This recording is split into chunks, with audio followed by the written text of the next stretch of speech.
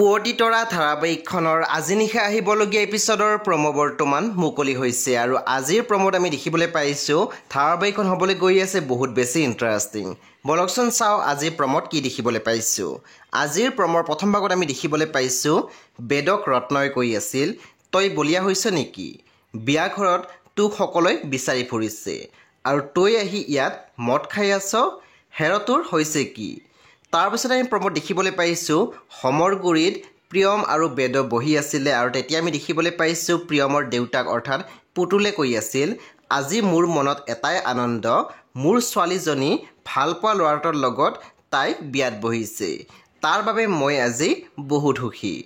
প্ৰমৰ একেবাৰে অন্তিম ভাগত আমি দেখিবলৈ পাইছোঁ হোমৰ গুৰিত বহি আছিলে অনু আৰু নিভান আৰু তেতিয়া আমি দেখিবলৈ পাইছোঁ নিভানে হাতত সেন্দুৰ লৈ অনুৰ শিৰত পিন্ধাবলৈ গৈ আছিলে আৰু তেতিয়া আমি দেখিবলৈ পাইছোঁ অনুৱে নিভানৰ হাতত ধৰি লৈছিলে।